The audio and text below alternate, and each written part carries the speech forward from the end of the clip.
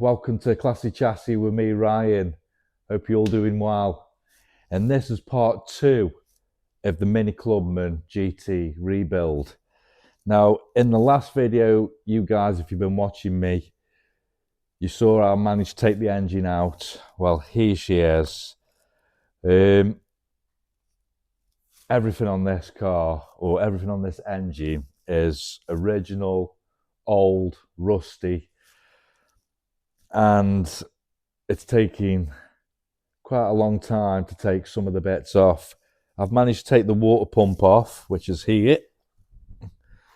Again, the Jubilee clips and things like that, they were stuck on, so it's all that come off, and I've had cut pipes. But the water pump, it's seen better days, so we've got a new one of them. The thermostat, now I've had problems with this. The thermostat is bolted on with 3 bolts, and 2 of them came off fine. The other one snapped, so here is a lot shorter than the others, so they need coming out, they need replacing. It was that bad. The actual thermostat housing broke. It was cracked, it was knackered, and if you can see, look at all that stuff there, that is hard stagnant water. So it tells me that it's been standing a long time, but it really shouldn't be like that if you had antifreeze. I don't know. Anyway, moving on. So we've got these 3 studs. They're stuck in the engine block. Now I could get a pair of mole grips and try and wiggle them and but they won't come out. And I don't want these to break off, because if they break off, we're gonna have to drill, we're gonna have to re-tap, and a 2-minute job will probably take a few hours just for a thermostat. Plus, I don't really want to damage the block. So there is an idea, and it consists of just 2 bolts. So what I'm going to do, I'm going to bring the camera a bit closer so you guys can see what I'm doing, because you might have this problem if you ever restore a car. It usually happens on manifolds and thermostats. So I'll bring the camera closer and you can see if this idea works. Right, I hope you can see. So this is the problem. That one is actually broken, so I'm not happy about that. This is going to have to be drilled and tapped. This one broke at the top when the housing was on, so it's a lot shorter. So that probably will have to be cut and tapped. So these 2 at least. But this one, hopefully, I can just show you. I've put 2 nuts, and the bottom nut I've gone as low as I possibly can, so it's tight, and then I put the top nut on, tightened it all up, so they both now are fused together. In theory, with the help of some WD and some heat, we can just warm up the bottom, and then we'll start to undo the bottom nut, which hopefully will then move the stud and unscrew the stud. If I can get 1 out the 3 out, I'll be happy. So before I start with the spanner, I will just get some heat on it.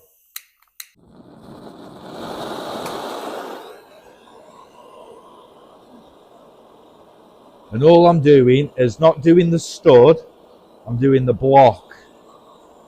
Just warming it up.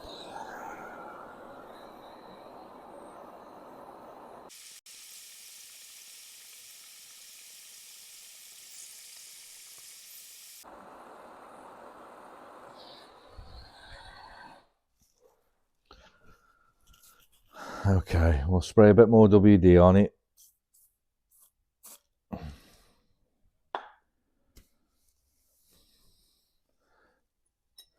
So it's either going to snap or it's going to come undone.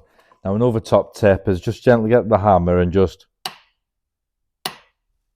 little bang, just to shock it so it can loosen up anything underneath.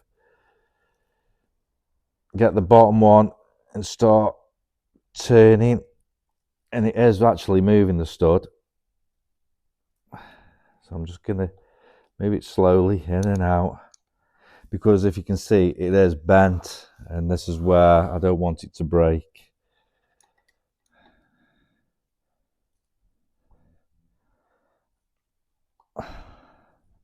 Lefty loosey, righty tighty. Okay. So we'll go 1, 2. I'm just going to keep taking my time with it because I don't want it to snap. Hopefully the heat has helped.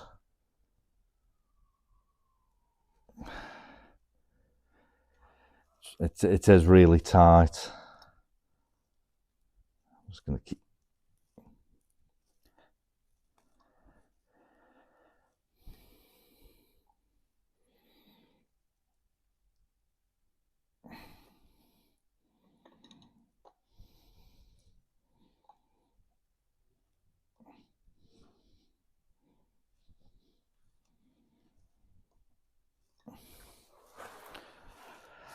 I might put a bit more heat on.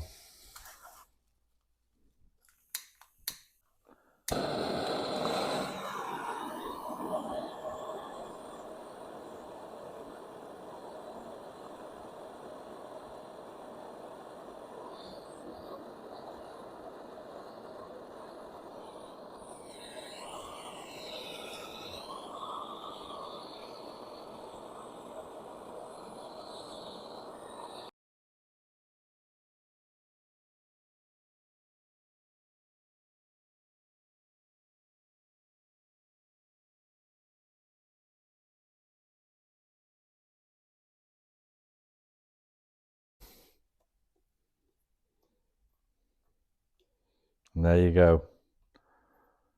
One stud, and we haven't damaged that. Right, 2 hours later, all the studs have been completely removed, and yeah, it was hard work, but with a bit of perseverance, it's paid off. So if you guys are ever in this situation where you've got a thread and it's stuck in, just 2 nuts, clamp them together, tighten them, and then just slowly work your way with the bottom one. So the new studs that are going in, they fit. I've just done a test, and they fit in, and they're nice and snug, and they pinch up. So I'm glad that's out of the way. Next thing I'm going to do now is I bought some degreaser from Halfords. Never used this one before, this brand. Apparently it's non-flammable. It's safe on all different metals. It's safe on rubber. And you just squirt it on, leave it, and just work it with a brush and then rinse it off. So we'll get this area a bit cleaner, and then we can start taking a few more bits off. And then hopefully we can get it ready for painting. So that's what I'm going to do now. I'll just put you on a quick time lapse, and we can see if we can make this looking a bit better than it does now.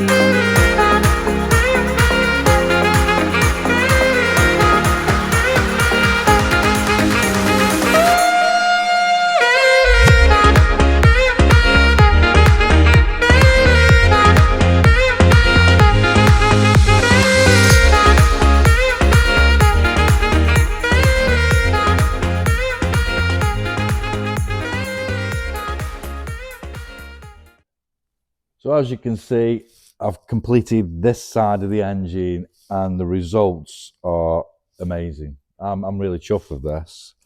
I didn't really need the drill with the wire wheel on because it was mainly just oil. That was just cactin oil, years and years. So for anybody who wants to know, the stuff I used was from Halfords, which is in the UK, if you live in the UK, and it's called XCP Professional. Now, I'm not being sponsored by Halfords, so, I wish.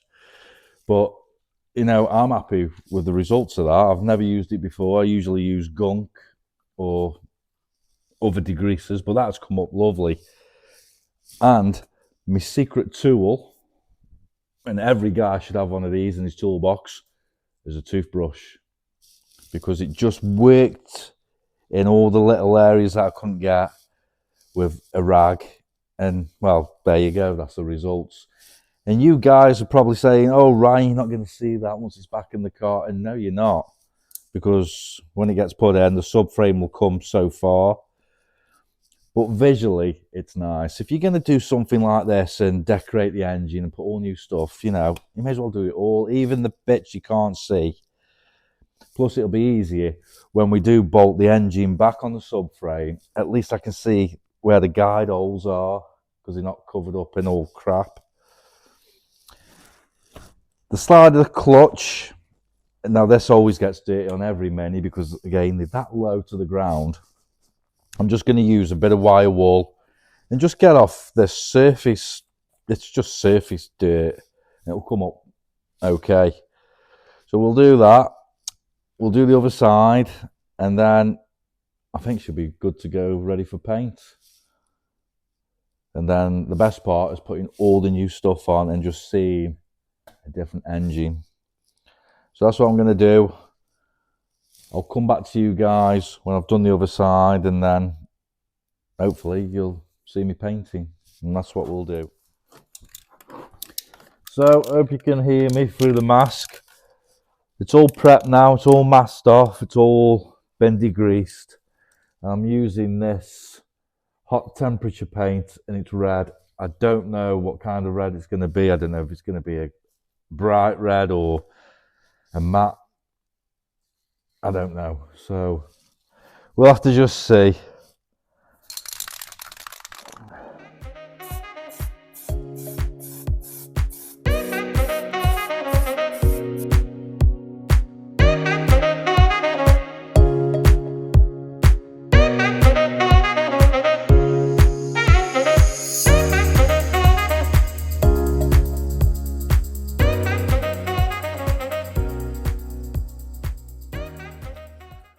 So that's the engine painted, and I don't know what you guys think. I'm in two minds.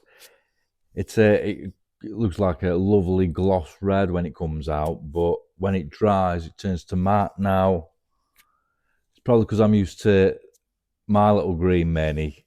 It was gloss black, but they don't do it in like a shiny red. Well, anywhere local to me.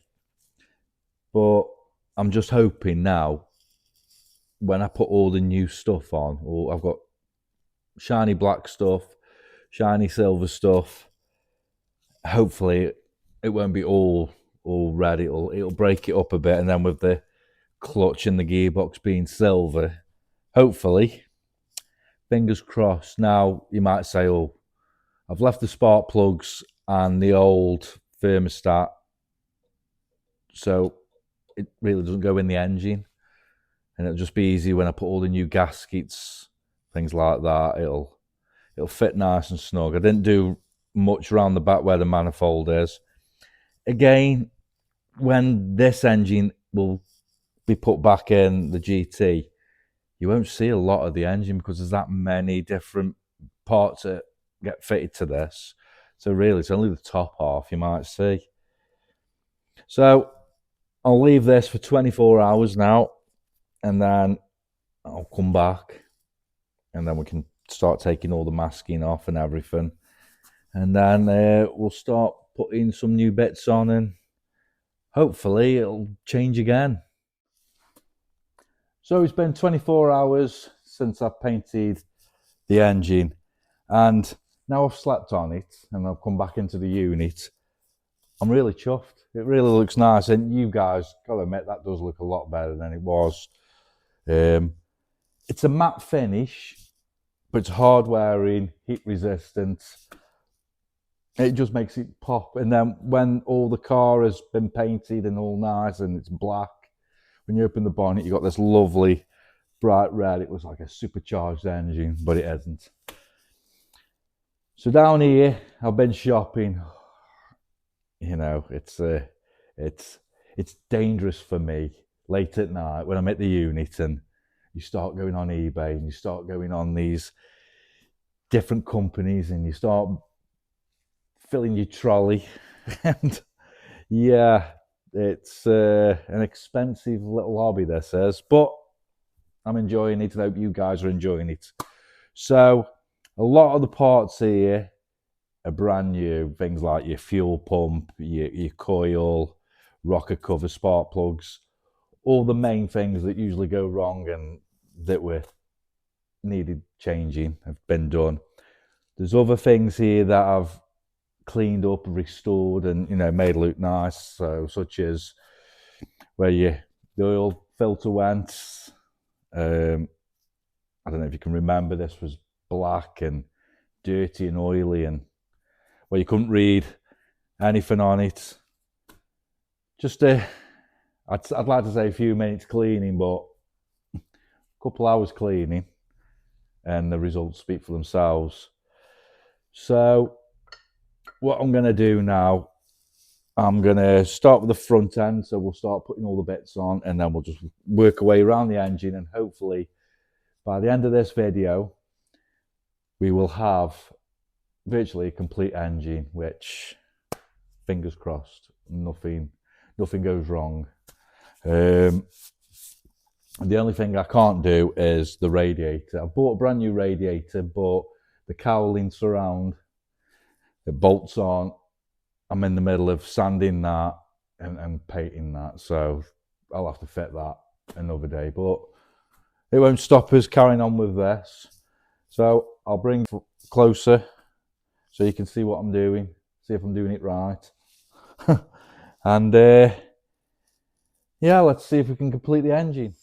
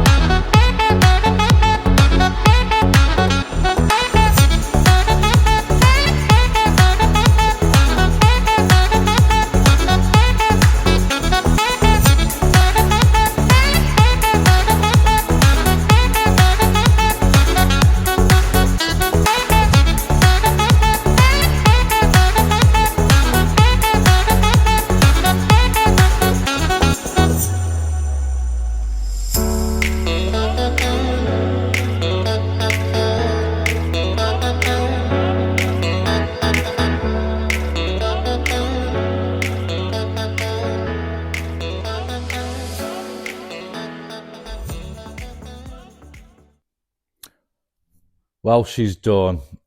Well, 90% done. There's little bits and bobs, pipe work and HT leads and things like that. But the majority of it is done.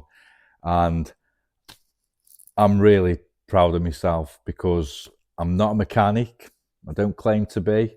I've just learnt over the years, picking up bits from other people, and YouTube's been a godsend, finding out how things work. And so, yeah, I'm really happy. And it's only taken 4 nights. So, probably in total, two full days to do this. So, yeah, pat on the back for me. And I hope you guys have enjoyed me turning something ugly into something pretty. And that is going to transfer onto this GT. You know, ugly duckling, going to make it look really nice. And the green one. And the Range Rover. And the Escort. I'm going to make all these classic cars nice. That's the plan. So I can use them and share with you guys. So, if you like what you see, don't forget to give me a like, share, comment, and most importantly, if you haven't subscribed, if you can just do me that one thing and subscribe to me, it gives me the encouragement to keep doing this. I'll keep filming if you keep watching. That's the deal. So next time, I think we'll crack on. I think we should remove the subframe, start cleaning inside the engine bay, taking out the interior, getting it to that level, and then we can keep moving on. So we've got a few more videos yet of the GT. So hopefully you don't get bored.